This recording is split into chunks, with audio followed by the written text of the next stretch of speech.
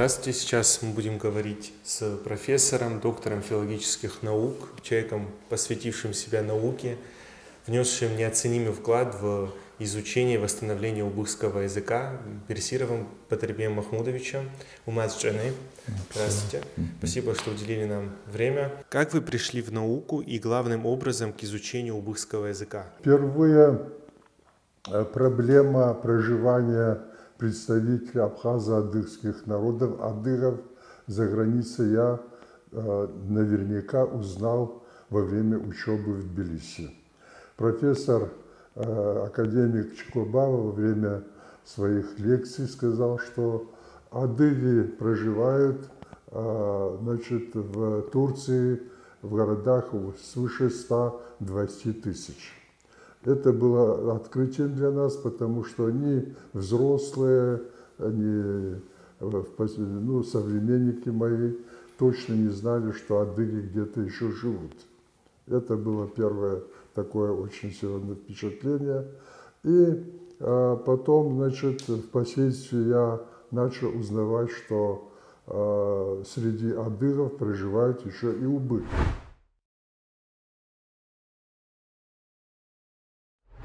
Отцу я рассказывал, конечно, говорит, большая часть наших уехали, говорит, а наши два аула убыхских было на берегу Куржипса.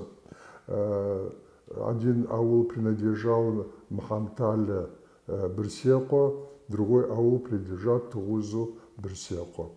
И вот их по 50 примерно это семей было.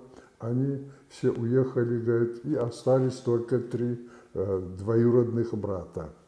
Вот, один в Зачари, в Хачимзе, другой в ауле Шергеновском, третий в Кашихаве, то есть в Манхее. И вот мы, живущие здесь, в Адыгее, произошли от них, говорит, за границей должны жить побольше, говорит, все они остались живы. Ну, в последующем я в 1980 году во время научной конференции познакомился с французским ученым Даниэлем Труком. Даниэль Трук спросил, кто я, из Субъетнеса. Во время беседы мы прогуливались. Он говорит, считают нас абазехами, но мы убыхи. Убыхи. И что вы знаете? Практически ничего не знаю, я говорю, но знаю, что убыхские семьи в ауле проживают. А хотели бы вы заниматься? Я говорю, конечно, это было бы очень интересно.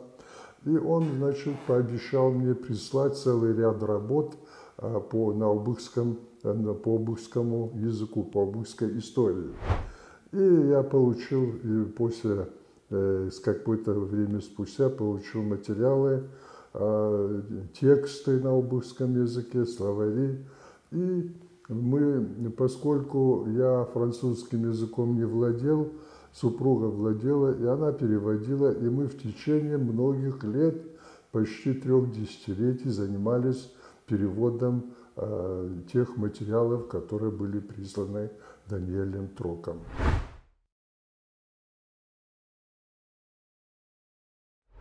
Работа была, конечно, очень непростой, потому что мы еще и преподавали, надо было статьи писать, работу, диссертацию и так далее. Но продвигалась работа довольно успешно, и в 2017 году нам удалось издать словарь в переводе с французского на адыгейский и русский языки. Вот. Словарь, конечно, это сам по себе словарь Дюмезеля и Фохта, это уникальный, и сохранились в таком первозданном виде транскрипция убыхских слов, и мне, владеющему транскрипцией на абхазско-адыгском языке, несложно было все это восстанавливать, и получилась, в общем-то, довольно такая интересная картина убыхского языка. Но дело в том, что я получил и тексты еще, несколько книг, которые были изданы во Франции, легенды, мифы, сказания о нарском эпосе и так далее. И, конечно, впереди еще очень большая работа по их переводу и анализу, грамматическому анализу, лексическому составу и так далее. Если это будет проделано, вряд ли я что-то очень сложное, серьезно смогу сделать, но это дело будущих. Я думаю, что в будущем есть возможность гораздо объемнее и масштабнее составить словарь убыхского языка. Батырбек Махмутович, в каком возрасте вы узнали о своем убыхском происхождении и как это было? Ну, с самого раннего детства, как я начал себя осознавать, отец всегда говорил, что мы убыхи. А соседи тоже напекали на то, что мы убыхи. И потом отец рассказывал, что его брат его деда, последний, кто говорил на убыхском языке, он умер в 1823 году. Отец рассказывал, когда он сердился, когда что-то было ему непонятно, неприятно, он ворчал по-убыхски, несколько ругался на убыхском языке. Вот. А фактически, кроме него, уже убыхская речь уже не звучала в нашей семье. В 2018 году был издан ваш убыхско-адыгейско-русский словарь. Какие трудности вам пришлось преодолеть, чтобы получить этот результат? Надо было основательно ознакомиться со всеми теми, что было до этого издано. Кумахов, естественно, написал великолепный очерк по убыхскому языку, а потом материалы, которые были изданы еще Ворошиловым, да еще в XIX веке сведения о убыхах, мне приходилось перебирать, осваивать, ознакомиться с ними. И через это постепенно я начал проникать в тайны, в произношение лексического состава грамматики убыхского языка. Вот. Конечно, словарь этот сопровождается грамматическим очерком, который основан, конечно, на том материале, который, значит, был издан до этого, и кое-что самостоятельно мне удалось вот отыскать в грамматике убыхского языка своеобразие. Вот. И у меня сложилось свое определенное впечатление о месте убыхского языка в абхазско-адыгской группе языков. Существующие мнения, они очень интересны, но мне кажется, что убыхский язык, в отличие от того, что говорилось, будто бы он ближе к абхазскому, ближе к адыгейскому, что адыгский язык более влиял на убыхский язык, мне кажется, что это совершенно самостоятельный язык, который обладает всеми особенностями грамматического строя. Батырбек Махмутович, поговорим об убыхском элементе в адыгском и абхазском этносах, о потомках убыхов среди абхазов и адыгов на Кавказе. Значит, что касается языка, существует два более или менее противоположных точки зрения. Кумахов считает, что преобладает в убыхском языке адыгский элемент. Чирикова считает, что абхазский элемент преобладает. Есть еще другие мнения, но я думаю, что тут речь идет о влиянии более многочисленных соседствующих братских народов в разное время по-разному. На каком-то этапе абхазский язык мог влиять более существенно, а в более последующие, более близкие к нам времена адыгский язык влиял на убыхский. Но это влияние было не настолько существенным, чтобы менялась структура грамматики. Грамматика осталась неизменной. Влияние могло быть на лексическом уровне. Это раз. Кроме этого, процесс ассимиляции убыхов шел очень масштабно, в силу того, что, будучи менее малочисленными, и окруженными более многочисленными народами, убыхи испытали с древнейших времен очень серьезное влияние и абхазского языка. Пример тому, как садзы, джигеты, бывшие убыхи стали абазинами, абхазами фактически. А что касается влияния адыгского языка, было оно огромным, просто в силу того, что огромное количество миграции адыгов, вытесненные в средние века из Черноморского побережья, проникли на Кавказ, с одной стороны со стороны Черного моря, с другой стороны со стороны Майкопа, со стороны севера. Вот.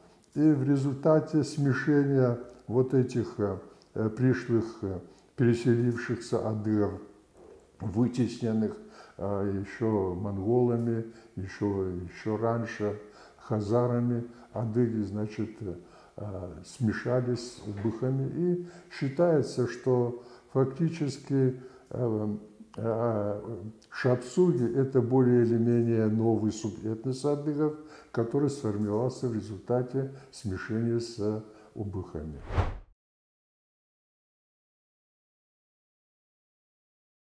Абазехи, считается, что абазехи, более или менее так связаны с абазинами. И действительно, многие абазехские фамилии им толкуются только через абазинский язык. Но огромное количество фамилий имеют убыхское толкование. Значит, смешение адыгов, переселившихся с северного склона Кавказа, на той территории, где до этого жили убыхи, это привело к тому, что сформировался новый субэтнос, начиная с XIII века. Это абазехи. Само по себе убыхи фигурирует в литературе как абазы. Убых само это слово, название этноса, это субэтноса более позднее, оно сформировалось, наверное, где-то в XIX, может, XVIII веке, но до этого адыги обозначали и абазинов, и убыхов абазами. Отсюда и не совсем верное толкование о том, что абхазы-абазины проживали вплоть до Тамани, что это были абхазоязычные народы. Но дело в том, что в научных работах, посвященных истории Адыгеи, истории Абхазии, убыхи практически не фигурируют, как будто их не было. Адыги обозначают всю эту территорию как влиянием или как заселенными адыгскими племенами и субэтносами, а абхазы, вот Квирия, например, блестящая работа по истории Абхазии, полностью, значит, все побережье, вплоть до Тамани, обозначает как историческую территорию Абхаза. Но дело в том, что древнейшие источники указывают на то, что убыхи были разнозначными субэтносами или народами еще древнейших времен. В первом тысячелетии до нашей эры в хеттских источниках указано, что даунехи во главе с князем, во главе с Ахиджава противостояли тем-то, тем-то и так далее. То есть еще в XIII веке, в первом тысячелетии до нашей эры на территории Передней Азии находились предки убыхов. Вот. Переселение шло, наверное, разными путями, разными этапами, но факт, что переселение с Передней Азии абхазо-адыгских народов происходило в доисторическое далекое время, но и убыхи проходили этот сложный путь к Черному морю, к побережью, значит, еще в доисторические времена.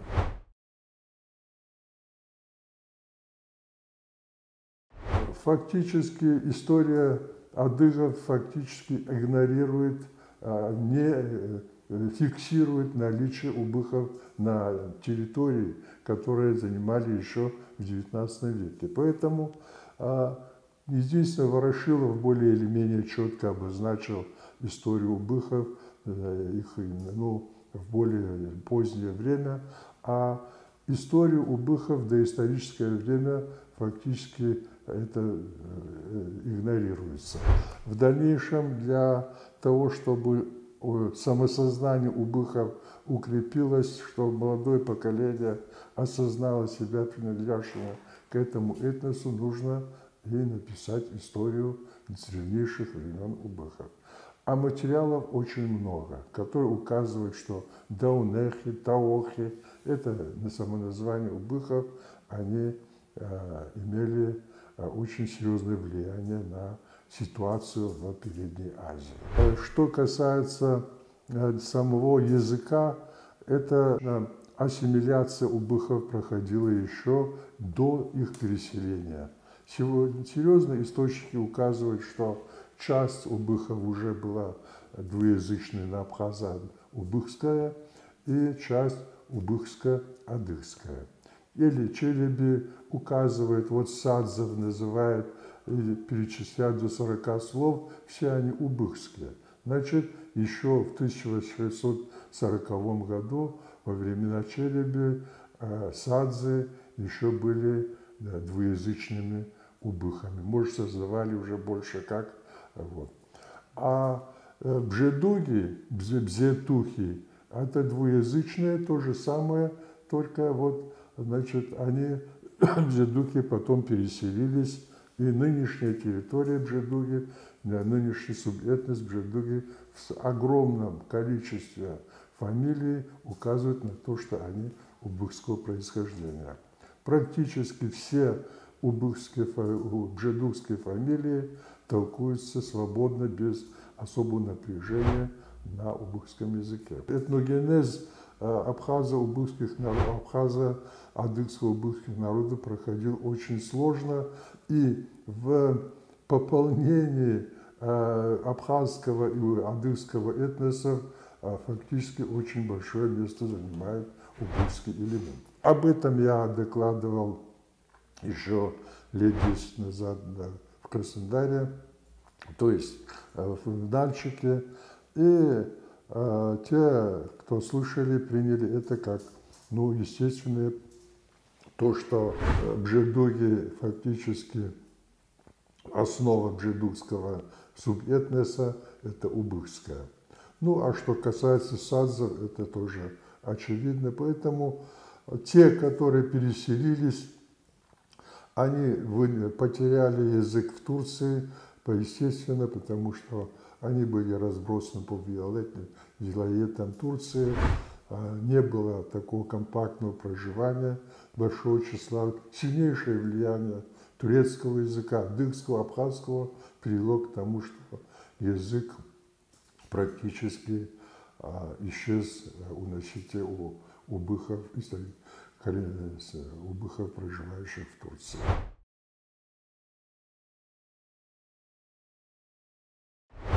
А в Адыгее фактически убыхский язык не фигурирует ни в каком виде, только единственные фамилии некоторые роды осознают себя убыхами, а те фамилии, которые толкуются на убыхском языке, зачастую воспринимают себя как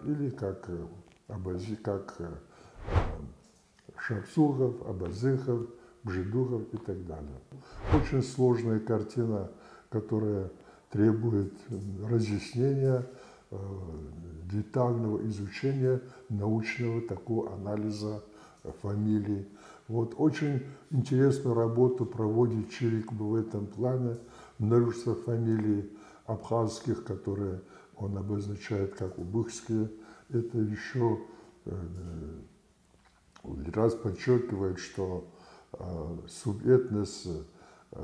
как субэтнос убыхи не фигурируют, но они являются составной частью и абхазов, как и у адыгов, как, скажем. То есть, как можно понять, вы считаете, что убыхи являются самостоятельной частью абхазо-адыгского мира?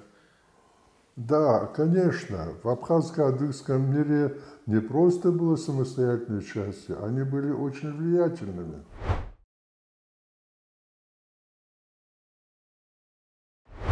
Вот XIX век, самый страшный период в истории наших народов, убыхи фигурировали как самые такие, ведущие организаторы сражений, противостояний царской России.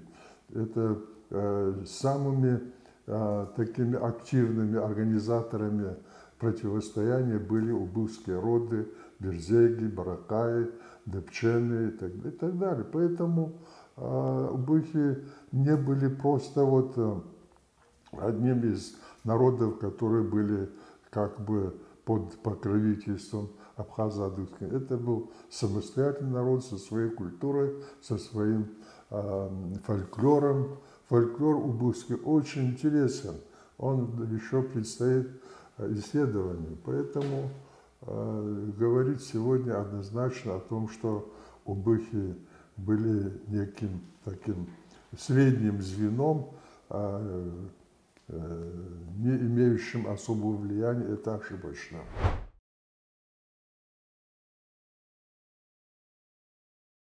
Они влияли на все процессы, происходящие в абхазско-адыгском регионе.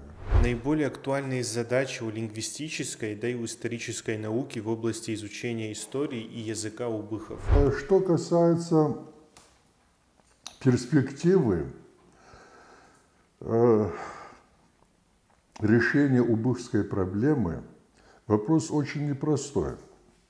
Конечно, в научном плане выявление всего, что касается убыхов, их истории, их языка, их культуры в научном плане очень актуально, потому что это одна из составных частей общей абхазско-адыгско-убыхской этой культуры. Это раз.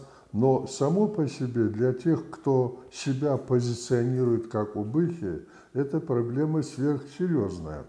Это чтобы, каким-то образом вернуться к своим истокам, чтобы восстановить то, что утеряно в веках, в этих столетиях последних, нужны очень серьезные усилия.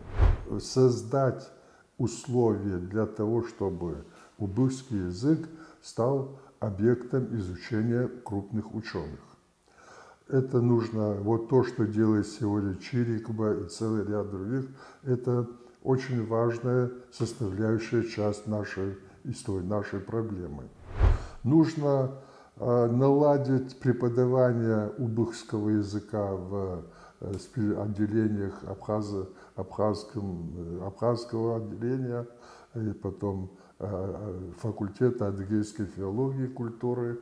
Нужно восстановить изучение убыхского языка в институтах, научно-исследовательских институтах Кабардино-Балкарии, Адыгеи и так далее. Потому что без глубокого осмысления грамматики, лексики, фонетики убыхского языка историю абхазско-адыгских языков полностью восстановить или изучить невозможно. Существеннейшие такие разъяснения, прояснения вносят элементы или грамматические исследования убыхского языка в восстановлении истории абхазско-адыгских народов. Это раз.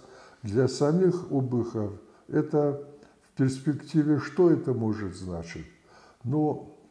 Восстановление языка практически возможно.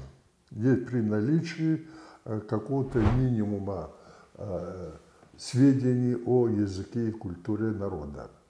Например, вы знаете, иврит фактически язык иудеев, евреев, фактически перестал существовать лет 300-400 назад. Языка уже не было, но были евреи, которые пронесли через тысячелетия, 2 тысячелетия осознание себя принадлежащим к этому народу.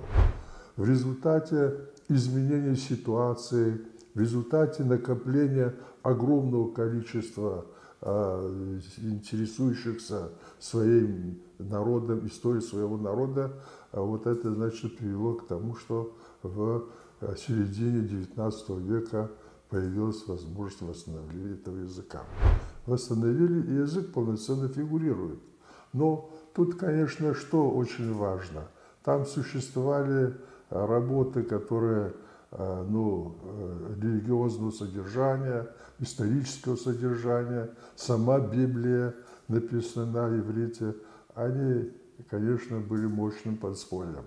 Гуцулы, я сам лично был свидетелем, вернее, был знаком с теми, кто восстанавливал язык, утерянный уже в третьем поколении.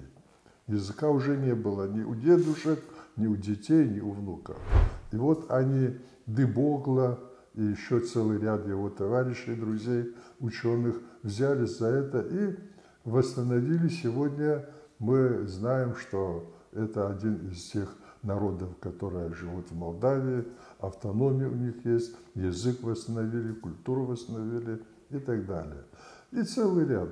Поэтому теоретически это возможно. Но для этого нужны усилия не только отдельных личностей, хотя это очень важно, спонсоры, богатые люди, заинтересованные в сохранении, в восстановлении своего этноса, но очень важно, чтобы был государственный подход. Государство должно поддержать идею восстановления того или иного народа. Если такой период настанет, когда это будет актуальным, это будет возможным, гуманитарная такая миссия, если будет совершена, то убыхи могут восстановить свой этнос, потому что для этого достаточно материала, словарей Дюмизеля, и те, которые после вышли, потом тексты, которые написаны на разных языках, на французском, немецком, их перевести и, значит, ввести в оборот, научный оборот, практический оборот, потом, значит, создать соответствующий алфавит, который обозначать будет сложные звуки убыхского языка. Все это решаемо, но это пока теоретически. А практически, вот я знаю, слышал от вас, что в Абхазии предпринимаются какие-то меры по созданию какого-то вот лакуны, местности, где убыхи могут формироваться как самостоятельное поселение. Это тоже очень хороший такой сигнал. Абхазия сегодня, имея возможности для решения собственных внутренних проблем, абхазы могут этот вопрос продвинуть значительно вперед. Надежда на них. Сил особых для того, чтобы восстановить убыхский язык в полном объеме, пока недостаточно. Это дело будущих поколений. Это ваше поколение, последующие поколения могут этот решить вопрос. А пока наша задача заключается в том, чтобы накапливать достаточный материал, достаточно исследований провести, чтобы заложить фундамент, основу для реализации этого очень непростого такого вопроса. На сегодня какие возможности есть для тех, кто хочет учить убыхский язык? Ну, так, чтобы конкретно, чтобы изучить убыхский язык, чтобы были какие-то попытки, или я пока не знаю, но есть отдельные случаи, когда отдельные очень такие патриотически настроенные молодые люди, значит, видеозаписи Дюмизели, то есть видеозаписи Эссенчи, они прорабатывают, стараются выучить, стараются говорить на убыхском языке.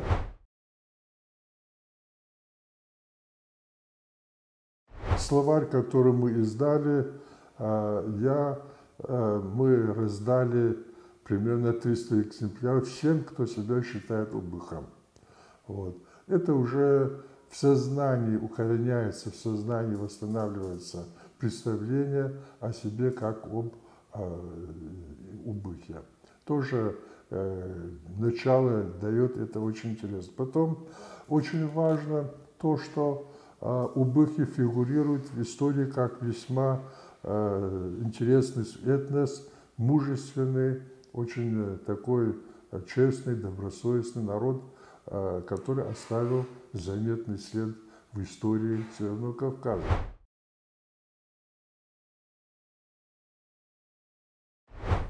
Поэтому это тоже очень важно. Уважительное отношение, гордость или, во всяком случае, не стыдиться своего отношения к убыхам. Это очень важно. А это повсеместно присутствует, что уважение к убыхам однозначно очень высокое. Это тоже дает основание признать себя убыхами. Те, предки которых были убыхами, но сегодня позиционирует себя, или как Шапсиот, Казбек, Учипсевич, например, стопроцентный по фамилии Убых, Ачумыз это никак по-другому не объяснишь, как бычок, молодой бык. Очень частая такая форма присвоения, формирования фамилий на убыхском языке. Вот их много. Постепенное такое внедрение в сознание людей, что убых этим можно гордиться, что это не унижает человека, они не опозорили себя никакими негативными действиями. Само по себе идея это может быть реалистичной только в том случае, если многие значительные слои абхазско-адыгского общества будут осознавать себя убыхами. Это очень важно.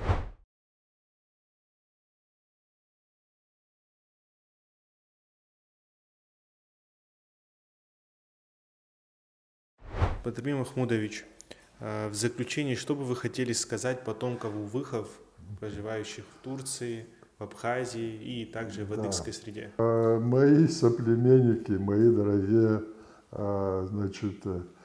соотечественники, которые проживают я себя позиционирую не просто как убых, но и как адыг. Потому что вся моя жизнь, все мое поколение и старшее поколение, все они себя осознавали адыгами. Точно так же многие убыхи себя осознают как абхазы. Но это не значит, что я дистанцируюсь от тех, кто себя убыхами считает. Я убых адыгского закваски, вот так можно сказать. Поэтому ко всем, кто себя считает убыхами, я отношусь как к братьям, как к сестрам, как к людям одного происхождения со мной. Я желаю всем, кто сегодня проживает на нашей родине и за пределами нашей отчизны, всем, кто себя считает убыхами, успехов, счастья, благополучия и сохранения тех традиций семейных, исторических, которые свидетельствуют о том, что убыхи – это достойный, уважаемый народ. Желаю всем крепкого здоровья. И что я хочу сказать? Вот и говорится, что исчезновение языка приводит к исчезновению народа. На адыгском «бзер кодма шапхурма кода», а на убыхском это звучит «абза адьяба ахабза адьяот». «Абза адьяба ахабза адьяот». «Бзер кодма шапхурма кода». Ну, фактически тут много общего в созвучии, но грамматически это построено по-разному. Поэтому сохранение языка не удалось нашему народу, но восстановление возможно. Призываю всех молодых людей, которые себя считают убыхами, сделать все возможное для того, чтобы поддержать идею воссоздания убыхии, где бы это ни было, здесь ли, в Абхазии, в Быхе, в Адыгее или где-то в другом месте, но создание, восстановление убыхского этноса практически возможно и теоретически возможно, но для этого нужно приложить огромные усилия и выработать знания, родного знания самого убыхского языка, истории и культуры этого народа. Спасибо вам, Батырбек Махмудович. Чаулятых Уабран Ушедых. Иуапын усхепшех ката. Иуапын усхепшех ката. Уюзат утулмуш. Уюзат утулмуш. Шех ката üfle. Bu Keçiye üfle dedi. Üfle, tamam.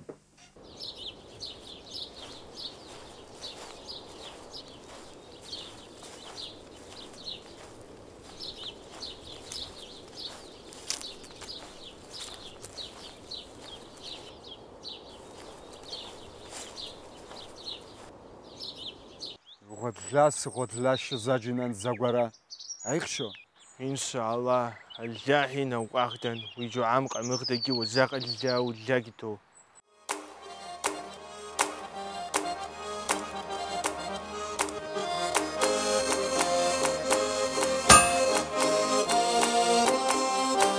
وانرشا باشن وانتلخ جرخوا أصلف دانسيكشن يبخدا نفشي خد بخم تلخ سبشا وناس دوانا توغد بخ دوغد بخ وشنا غد بخ كفتنا أسبخجت بخ أسكي خلت با فخت بخ بتا زوج زغات أسبخجت بخ أسكي خلت با فخت بخ بتا زوج زغات سوا سزان شغازك نمسا عجبت جبقى ما أسفمك أو يابان جبوا أو جاتكم شبتشو ببجو وفوقشو سوا سزان شغازك نمسا عجبت جبقى ما أسفمك أو يابان جبوا أو جاتكم شبتشو ببجو وفوقشو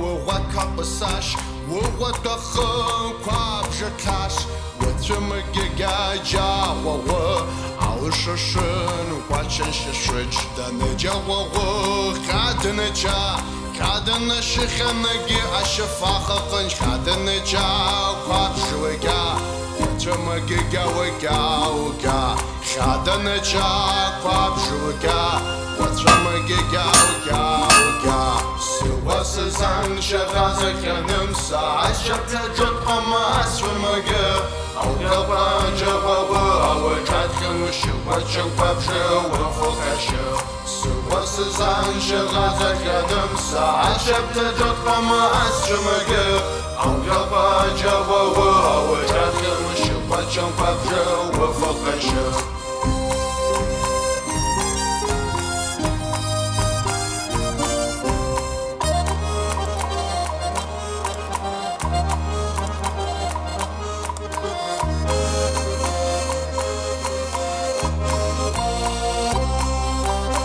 تنتقذا أتوقكم ثقة عشيغ بغان بغاجة فيوش واتلخانون أتخغا وأخوان تخه واردا أتخ واردا دوا واردا تخه تلايف شج أتخ واردا دوا واردا تخه تلايف شج